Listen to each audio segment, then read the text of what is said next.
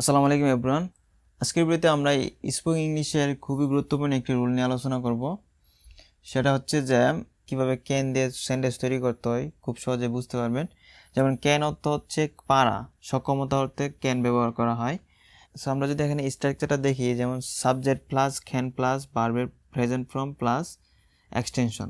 So আমরা যদি এখানে এক্সাম্পলটা দেখি, যেমন আই ক্যান গো, আমি যেতে পারি। এখানে তো সাবজেক্ট হচ্ছে আই, ক্যান, তারপর হচ্ছে ভার্বের প্রেজেন্ট ফর্ম গো, তারপর এক্সটেনশন। যেহেতু এখানে এক্সটেনশন নাই, তো আমরা এখানে এক্সটেনশন না বসাইলেও কোনো সমস্যা নাই, এখানে অর্থ দাঁড়াবে যে আমি যেতে পারি। সো আমরা যদি এখানে দ্বিতীয় সেন্টেন্সটা দেখি, যেমন you can speak in English, তুমি ইংরেজিতে কথা বলতে পারো। তো এখানে হচ্ছে এক্সটেনশনটা আছে, যেমন ইন ইংলিশ হচ্ছে এক্সটেনশন, সাবজেক্ট ইউ, ক্যান, তারপর ভার্বের present form speak in English হচ্ছে এক্সটেনশন। আচ্ছা, এখানে যদি আপনি এক্সটেনশন নাও বসেন, তারপরেও একটা অর্থ দাঁড়াবে, যেমন ইউ ক্যান স্পিক, তুমি কথা বলতে পারো। কিসে কথা বলতে পারো? ইংলিশে, যেমন ইন ইংলিশ। এখানে যদি আপনার বেঙ্গলি থাকেন বেঙ্গলি বসাবেন, জাপানিজ থাকলে জাপানিজ বসাবেন। তো আপনার যে কোনো ভাষা এখানে বসাতে পারেন। তাহলে ইউ ক্যান স্পিক ইংলিশ মানে তুমি ইংরেজিতে কথা বলতে পারো। সো এখানে কয়েকটা ভার্ব লেখা আছে, যাতে আপনারা এই ক্যানের পরে ভার্বগুলো বসিয়ে বসিয়ে এক একটা সেন্টেন্স তৈরি করতে পারেন, এবং প্রত্যেকটা ভার্ব বসায় বসে আপনারা কমেন্টে লিখে যাবেন, যাতে করে যারা বুঝতে পারে নাই তারা যাতে এই সেন্টেন্সগুলো দেখে শিখতে পারে। তো আশা করি এই কাজটা করবেন। আর এই ভিডিওটা আপনারা যারা ফেসবুক, ইউটিউবে বা অন্যান্য প্ল্যাটফর্মে দেখতেছেন, অবশ্যই বন্ধুদের সাথে শেয়ার করবেন।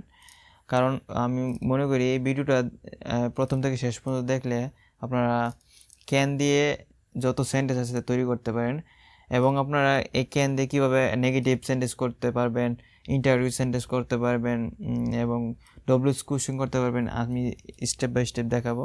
সো সম্পূর্ণ ভিডিওটা দেখবেন।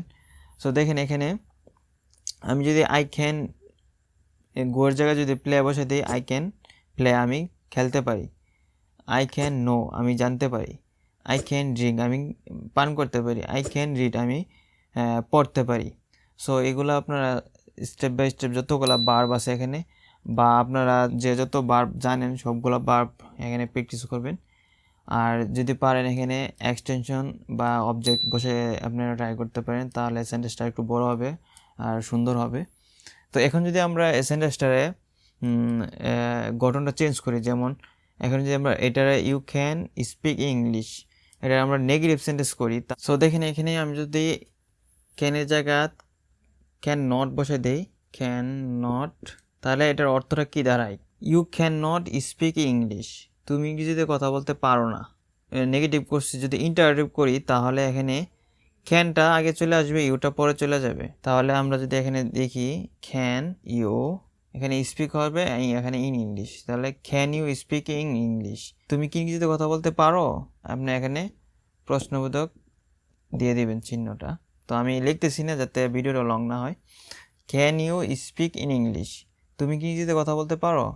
সো এখন যদি আমরা এটা ডব্লিউএস কোশ্চেন করি, তাহলে এখানে কি হবে? Why can you speak in English, why can you speak in English, কেন তুমি ইংরেজিতে কথা বলতে পারো? এখন যদি আপনারা এখানেও যদি ডব্লিউএস কোশ্চেন প্লাস নেগেটিভ সেন্টেন্স করতে চান, তাহলে এখানে ক্যান নট বসে দেবেন। তাহলে why can not you speak in English, কেন তুমি ইংরেজিতে কথা বলতে পারো না? সো আশা করি সম্পূর্ণ ভিডিওটা যদি আপনারা দেখে থাকেন, তাহলে অবশ্যই কিছু না কিছু শিখতে পারছেন। এবং এরকম ভিডিও আরও পেতে অবশ্যই আপনারা চ্যানেল বা পেজে দেখে থাকেন, অবশ্যই চ্যানেলে সাবস্ক্রাইব অথবা ফলো করে রাখতে পারেন।